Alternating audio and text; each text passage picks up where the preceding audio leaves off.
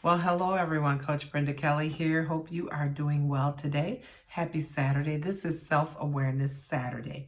And today I want to talk about something that I think that we all should be aware of that maybe sometimes we don't think about or we don't know anything about it. And that is diabetes. So today, when it comes down to self-awareness, I think we should all be aware of the possibility of being diagnosed with diabetes. There are so many people that don't even know that they are pre-diabetic, and I think it's important. So I want to share today a little bit on diabetes. Now, one of the things that I want you to do as homework is I want you to go to your lab work, because yearly you should be getting labs done, and go to your most recent labs. So even if it was last year that you, or 2 years ago, I just want you to look at one thing, and that is your hemoglobin A1C. Now it may just say A1C or it may say HgA1C. So whichever one it is, I want you to look at it. It should be under your chemistry panel. So first of all, when it comes down to diabetes, like I said, a lot of people don't know. They don't even know that they are pre-diabetic. And I think yearly labs will tell you where you are on the scale of if you're close to it, if you are in a good area on your A1C. So I really want you to go and check that out first. Now, let me just tell you a little bit about some of the things that can happen that we don't realize that can happen to us if our blood sugar is extremely high. One of the things that can happen is it can damage your kidneys. And that is one of the most important things, is knowing where you are on the scale with your kidneys as well. And so that test is called the EGFR, your estimated glomerular filtration rate. It's kind of hard to say that word, but that is another test that you need to know where you are. Now it should be a higher number. If it's going down, if it's less than 59, then your kidneys are not doing well. You're going into chronic kidney disease. So the higher it is, the better. Now, as we age, that number will start to go down because, hey, our kidneys have been around a long time. But it should be at a certain level at your age. Like I'm 61. Mine should be around 89, 90. It should be up in that level. So if it's lower than that, something may be going on. It could be your blood sugar that is elevated or your blood pressure. So I just want you to just check those numbers because it is important. Now let me just talk a little bit, and I wrote myself some notes, so I may look down a little bit, but I want to talk about how important it is to be mindful of what's going on in your body. You know when something is off in your body. You know when you feel funny, if you're feeling lightheaded, if you're feeling dizziness. Pay attention to your body. Now, some of the symptoms of diabetes or possibly pre-diabetes, number one is frequent urination. Now, if you're not drinking a lot more water, which I'm doing these days, if you're not, then something is going on. But if you're drinking water, then you should be going a little bit more. So frequent urination. The second one is excessive hunger. If you eat and you notice that you're not satisfied, that's another one. Unexplained hunger. Number three is unexplained weight loss. Like all of a sudden you start losing this weight and you're eating, but you're still losing weight. That's another sign.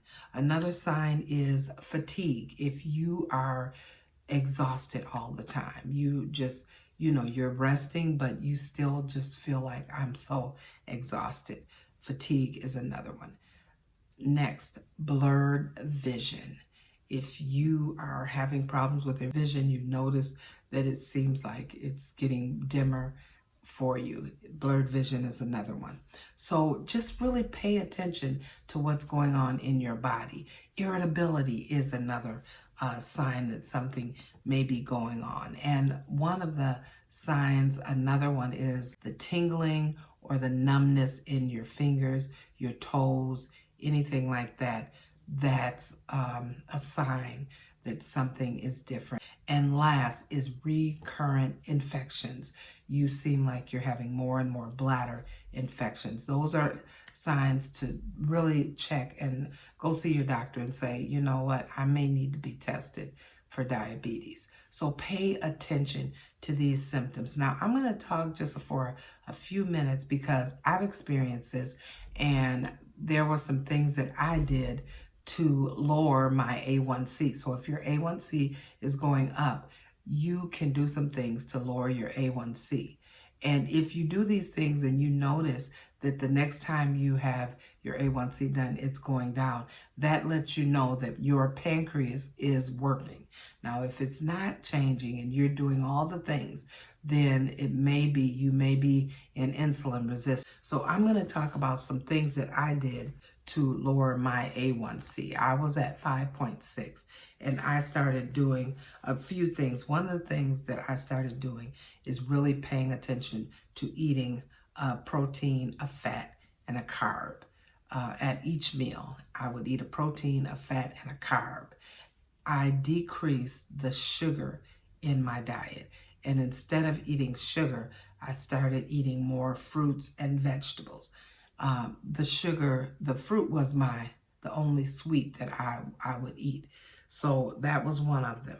I started really paying attention to my times, not just sporadically. Like sometimes I may not eat until 1 o'clock in the afternoon because I didn't like to eat breakfast. But from 1 o'clock until 10 or 9 or 10 o'clock at night, I was eating because I hadn't eaten all day. So I stopped that and I started getting on a regular habit of starting in the morning, eating my breakfast, eating my lunch, eating a meal. So I do 4 meals a day, and I eat a protein, a carb, and a fat.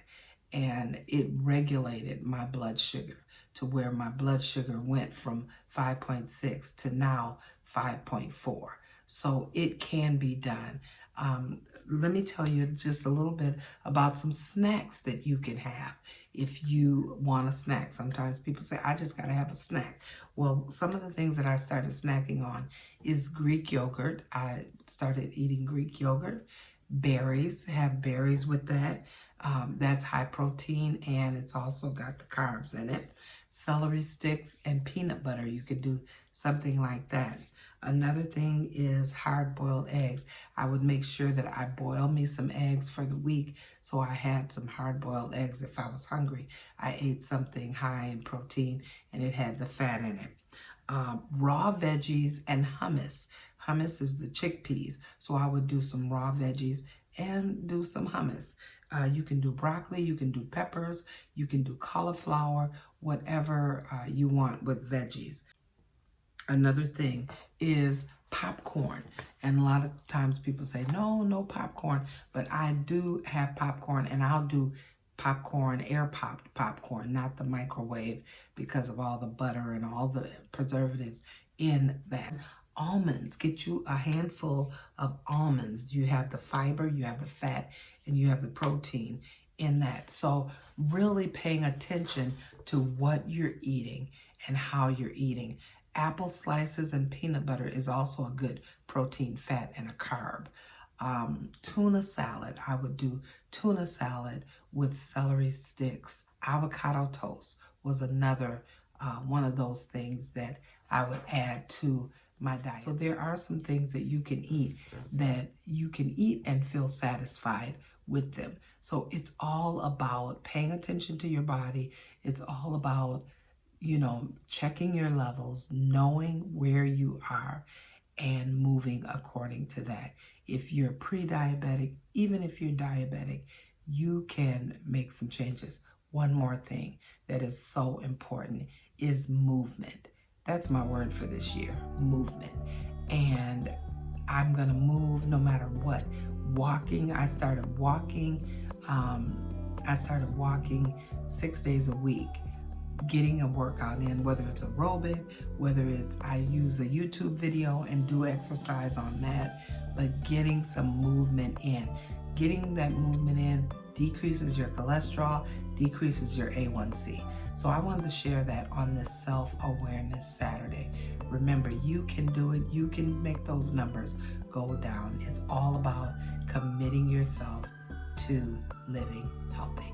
All right? Have an amazing day. I'll see you soon. Take care.